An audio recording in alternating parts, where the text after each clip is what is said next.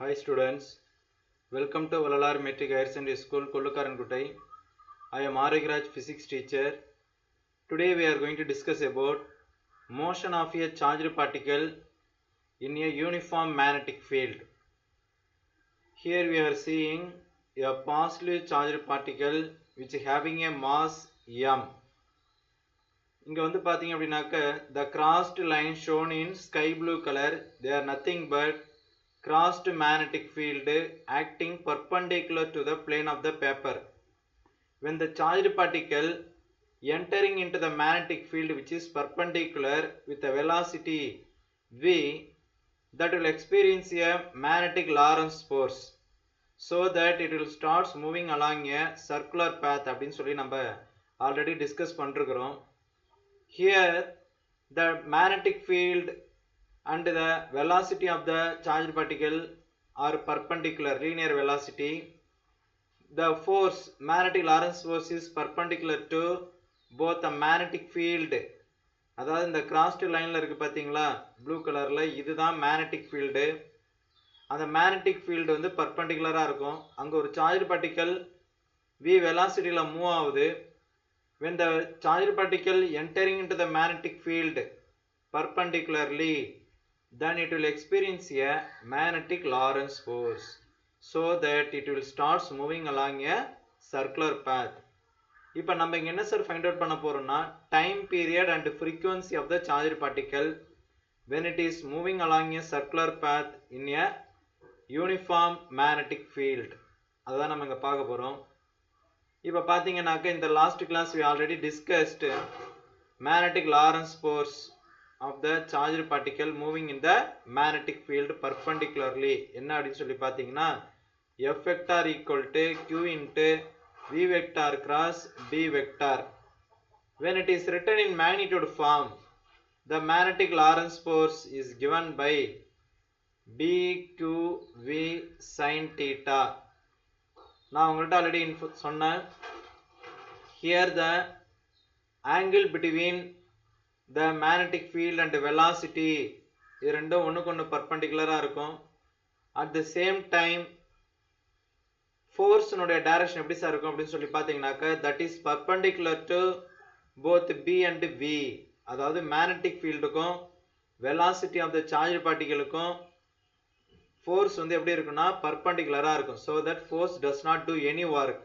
So that theta is equal to 0 degree. அப்ப Fm is equal to, you will be get BQV. இதுதான் magnetic Lorentz force experienced by the charged particle moving perpendicular in the magnetic field. அப்ப இது circular pathல move ஆகுது. When the charged particle moving in a circular path means that will experience a centripetal force. அதுதான் FCP is equal to mv square by r. இது எதால provide ஆச்சுன்னா by experiencing magnetic Lorentz force. அப்ப இது ரெண்டுத்தையும் நம்ம equate பண்றோம்.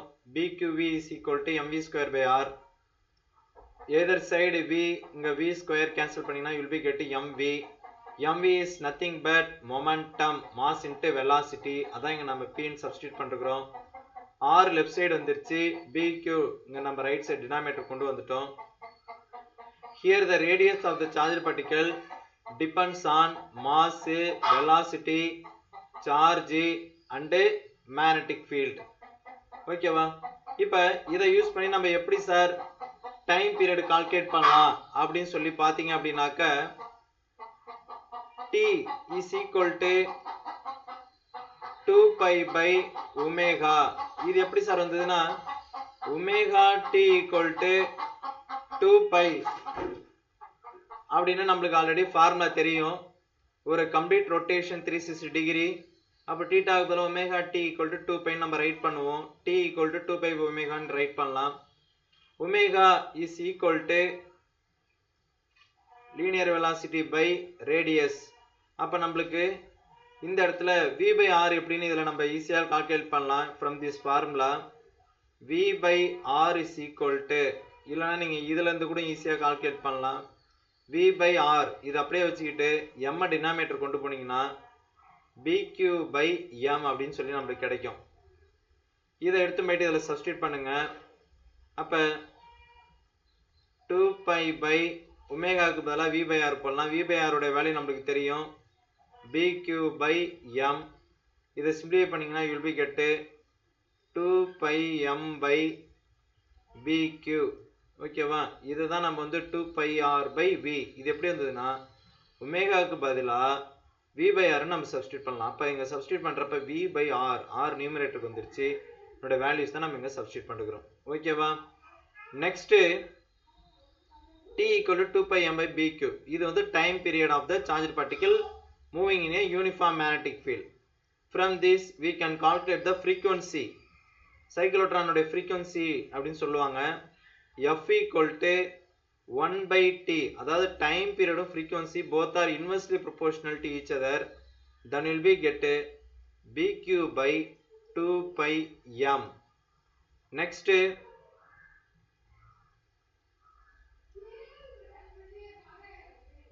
அடுத்து நெக்ஸ்ட் வந்து பாத்தீங்க அப்படின்னாக்க omega equal to 2 pi f. அதாவது நான் உங்கள்கிட்ட சொன்னேன் ஒமேகா டி ஈக்குவல் டு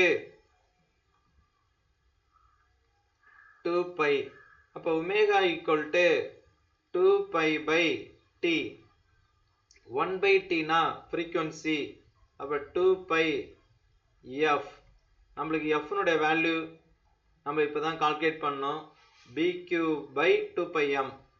அப்போ எஃப்க்கு பதிலாக நம்ம என்ன சார் சப்ஸ்டியூட் பண்ணலாம் அப்படின்னாக்க பிக்யூ பை 2 பை எம் அப்படின்னு சொல்லி இங்கே சப்ஸ்டியூட் பண்ணுங்க. அப்போ இதில் நம்ம சப்ஸ்டியூட் பண்ணோம் அப்படின்னாக்க 2 பை எஃப்க்கு பதிலாக இங்கே நம்ம மல்டிப்ளை பண்ணுங்க.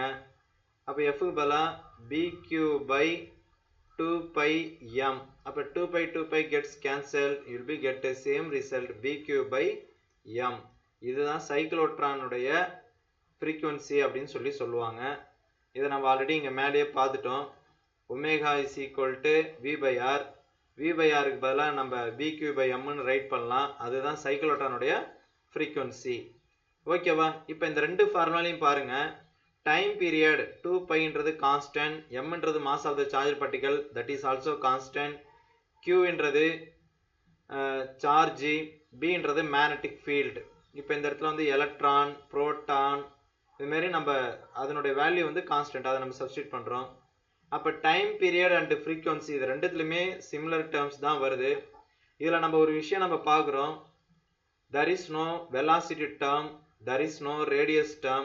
அப்போ from this we came to know that time period of a charged particle or a frequency of the charged particle is independent of velocity and radius. ஓகேவா? அதை தான் நம்மளுக்கு இங்கே கொடுத்துருக்குறாங்க. the charge to mass ratio, அதாவது the time period எதை depend பண்ணியிருக்குன்னா mass of the charged particle-ஐயும் charge of the charged particle தான் டிபெண்ட் பண்ணியிருக்குது. that is not depend upon velocity and radius. இது ஒரு 1 மார்க் கொஸ்டின். நெக்ஸ்ட் வந்து பார்த்தீங்கன்னாக்கா இப்போ நான் உங்கள்கிட்ட ஆல்ரெடி சொன்னேன், சார்ஜ் பார்ட்டிக்கல் வந்து மேக்னெட்டிக் ஃபீல்டுக்கு பர்பண்டிகுலராக மூவ் ஆகுதுன்னா, if the charge particle is not moving perpendicular, ஒருவேளை அந்த சார்ஜ் பார்ட்டிக்கல் பர்பண்டிகுலராக மூவ் ஆகல அப்படின்னாக்க anyhow if it is moving perpendicular, அதாவது அந்த விக்கும் பிக்கும் இருக்கக்கூடிய அந்த ஆங்கிள் சொல்கிறேன் நான். இப்போ இதான் அந்த மேக்னெட்டிக் ஃபீல்டுனா இது ரெண்டும் 90 டிகிரி இருக்கு. If it is not 90 degree இப்படி மூவ் ஆகுதுன்னு வச்சுக்கிங்களேன், அப்போ இந்த இடத்துல தீட்டா. அப்போ v will have two components. The velocity of the charge particle will have two components. ஒன்று வந்து perpendicular, இன்னொன்று வந்து parallel. அப்போ parallel componentனால அங்கே எந்த சேஞ்சுமே நடக்காது, remains unchanged. பட் perpendicular componentனால ரெகுலராக அதனுடைய டைரக்ஷன் மாறிக்கிட்டே இருக்கும். By due to Lorentz force, அது வந்து சர்க்கிளாக இருக்காது, அது எப்படி இருக்குன்னா ஹெலிக்கல் பேத்தில் இருக்கும் அப்படின்றாங்க. அதுதான் நம்மளுக்கு இங்கே கொடுத்துருக்குறாங்க. அப்போ if the charge particle not moving perpendicular means that will experience 2 type of component. அப்போ இது எப்படி மூவ் ஆகும்னா ஹெலிக்கல் பேத்தில் மூவ் ஆகுது அப்படின்னு சொல்கிறாங்க. அது நம்ம வந்து கிளவுட் சேம்பரில் நம்ம வந்து ஒரு பார்ட்டிகல் டிடெக்டர், அதில் நம்ம வந்து ஒரு பார்ட்டிகல் எப்படி மூவ் ஆகுது அப்படின்னு சொல்லி இங்கே கொடுத்துருக்குறாங்க. Which is look like a helical path. அப்போ inside the cloud chamber, that is a particle detector, the path is made visible by the condensation of the water droplet. இங்கே பார்த்தீங்கன்னா நம்மளுக்கு இங்கே ஒரு வேவ் ஃபார்ம் மாதிரி மூவ் ஆகுது பார்த்தீங்களா, இதுதான் அந்த சார்ஜ் பார்ட்டிகளோட பாத்து. ஓகேவா? Thank you students.